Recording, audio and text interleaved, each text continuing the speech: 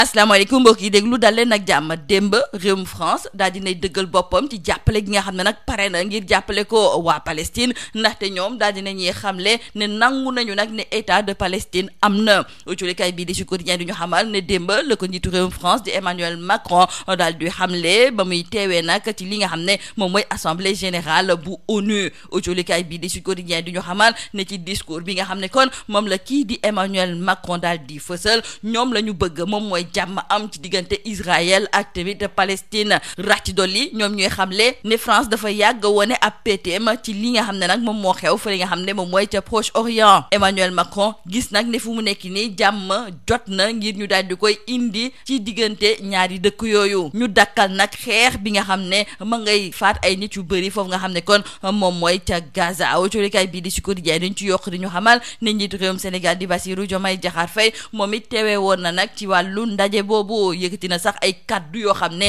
suñu naataango yi tey ñi ëpp ci ñoom ñi ngi ciy dellu si waat autolikaay bii di yor bi mi ngi ñuy xamal ne njiitu réewum Sénégal di Bassirou Diomaye Diakhar Faye daal dinay naqarlo tekkaaral gi nga xam ne moom la ñu bëri nekkee nag ci xew-xew yi nga xam ne moom moo am ca Gaza muy xamle ne bakken amul njëkk te nag faw ñu daal di défendre bépp bakken foofu nga xam ne moom mooy ca Palestine wante waruñu yem rek di tànn ci ban boor la ñuy taxawee Diomaye kon démb moom moo nekkoon avocat waa Palestine loolu la colikaay bii di laas daal di xëyee colikaay bii di Le Quotidien di ko ci feelu di ñëwaat ci kàddu yi nga xam ne moom la njiitu réew mi daal di fësal ndaxte moom la mu gis moom mooy ne lay xew foofu nga xam ne moom mooy ca Gaza faw nag ñu daal di koy dakkal faw ñu daal di jël ay mesures fexe nag ba ñu wéer gànnaay yi ci diggante ñaari dëkk yooyu colikaay bii di Vox Populi nekkoon message bii nga xam ne moom la njiitu réewum Sénégal di Bassirou Diomaye Diakhar Faye daal di fësal ca assemblée générale bu ONU message bu clair la message bu dëggu la it ndaxte Diomaye bëgg na ci nu mu gën a gaawee ñu wéer gànnaay yi cessez-le-feu maanaam la bëgg foofu nga xam ne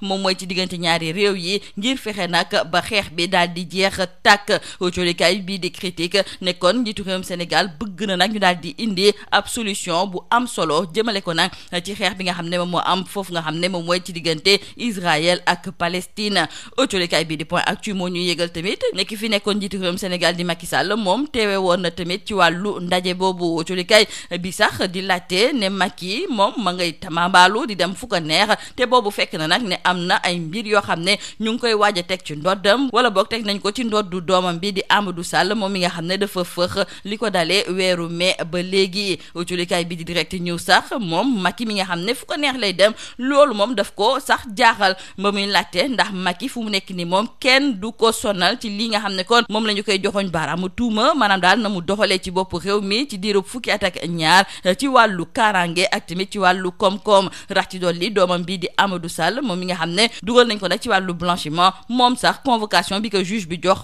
faalewu ko autolikaay bii di Subatel moom daal di xëyee ay marché gré à gré yoo xam ne dafa amoon temps yi nga xam ne moom la fi Macky Sall nekkee ñoom sax ñu daal di gis ne am na benn marché bu ñu dénk waa Ellipse Project marché goo xam ne weesu na 400 milliards ñu waroon cee tabax yenn ci ay infrastructure yoo xam ne dafa jublu ci ay hôpitaux wala boog palais de justice wala boog prison ñu gis nag ne marché yooyu nañu ko joxalee jaarul yoon maanaam daal gré à gré la ñu ko daal di joxee ñu jukkee ak culikaay bii di Tribune ci secteur bâtiment ndaxte suñu naataango yi la ñu gis moom mooy ne secteur boobu de ma ngay nërmelu la ko waral moom mooy ne ñoom seen liggéey dafa tagatémbe rax ci dolli nag lépp lu jublu ci wàllu liggéeyu bâtiment yi nga xam ne dañ leen ko doon faral di dénk dafa wàññeeku bu baax a baax ci jafe-jafe yooyu nga xam ne kon secteur yu bëri ñoo ngi koy jànkonteel culikaay bi di Les Échos di ñu xamal ne suñu maytuwulee dina tax nag ba mu am benn manifestation bu mag buñ fi nara nemmeeku ginnaaw doxum ñaxtu bii nga xam ne nag mouvement rappel à l'ordre bi nga ko fi doon amal ci njaxteelu ay bés bi ñu jógee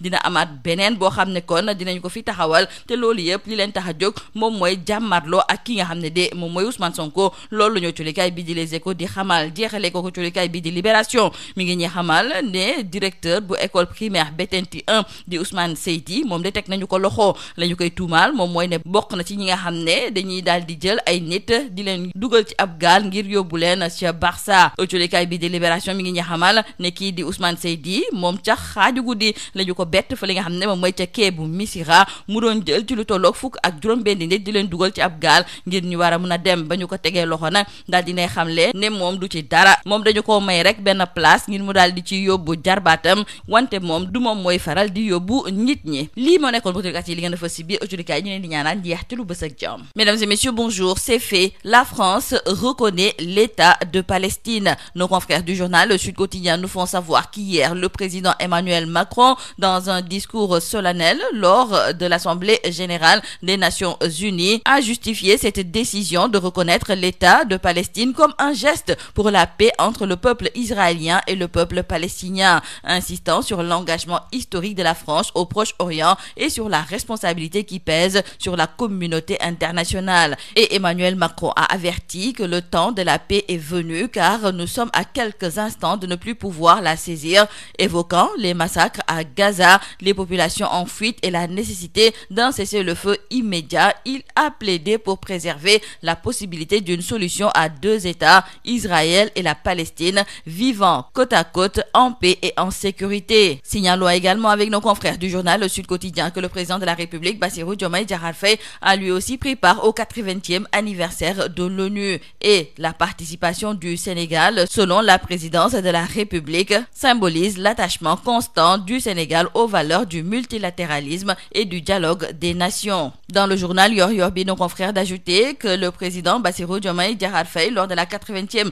Assemblée générale de l'ONU, a qualifié de complicité passive le silence face aux violations à Gaza. Il a appelé à un cessez-le-feu immédiat, au respect du droit international et à l'acheminement urgent de l'aide humanitaire pour les civils palestiniens. Donc, retenons avec nos confrères du quotidien Le Soleil que le Sénégal a réaffirmé son soutien constant à la cause palestinienne et hier, le président Bassirou Diomaye Diakhar Faye a carrément fait savoir qu'il faut défendre la vie et pas choisir un camp. Diomaye, avocat de la Palestine, titre nos confrères du journal L'As qui écrivent que le chef de l'État a dénoncé à l'ONU une tragédie insoutenable à Gaza. Dans le journal Le Quotidien, nos confrères nous rapportent également les propos du chef de l'État Bassirou Diomaye Diakhar Faye concernant la création d'un État palestinien. Et même s'il n'a pas utilisé le mot génocide, le président a prononcé hier un discours ferme sur la situation à Gaza. Il a aussi dénoncé une tragédie aux allures d'un nettoyage ethnique,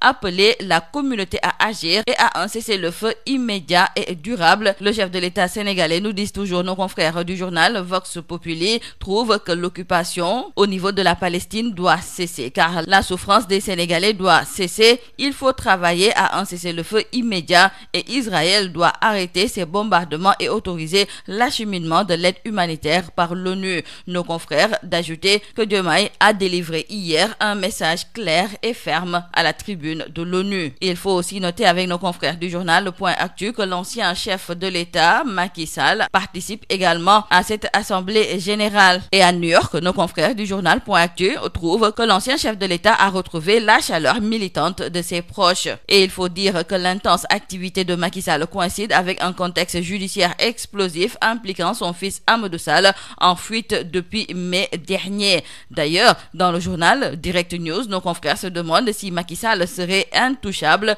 En effet, la Haute Cour de justice ne semble guère pressée à enquêter sur la responsabilité du président Macky Sall comme premier décideur sur toutes les questions économiques et sécuritaires durant ces 12 années à la tête du Sénégal. Son propre fils Amadou Sall, cité dans l'affaire du blanchiment de 226 milliards de francs CFA de Farba Ngom, a totalement ignoré la convocation du juge. Dans le journal Subatel, nos confrères nous parlent de ces nouvelles révélations qui viennent jeter une lumière crue sur la gestion des marchés publics au Sénégal sous l'ère Macky Sall. Car selon l'ancien ministre de la Justice Ismaïla Madior Fall, la société Ellipse Project, dirigée par le français Olivier Picard, a bénéficié entre 2017 et 2022 d'un gigantesque marché de 420 milliards de francs CFA, soit près de 600 millions d'euros. Ces contrats attribués de gré à gré dans le cadre du programme de modernisation des infrastructures judiciaires porté sur la construction d'hôpitaux, de palais de justice et de prisons. Et selon nos confrères du journal Subatel, c'est un dossier qui interpelle car dans un contexte où la société civile réclame davantage de redevabilité dans la gestion des deniers publics, cette affaire vient relancer le débat sur la pratique des marchés gré à gré au Sénégal. Parlons à présent avec nos confrères du journal Tribune du secteur du bâtiment, secteur qui s'effondre, à en croire nos confrères confrères, avec cette diminution du chiffre d'affaires de la construction. Et selon nos confrères, cette régression du chiffre d'affaires est liée à la baisse du montant des travaux liés à la promotion immobilière, évaluée à 14,6%. Et après la marche réussie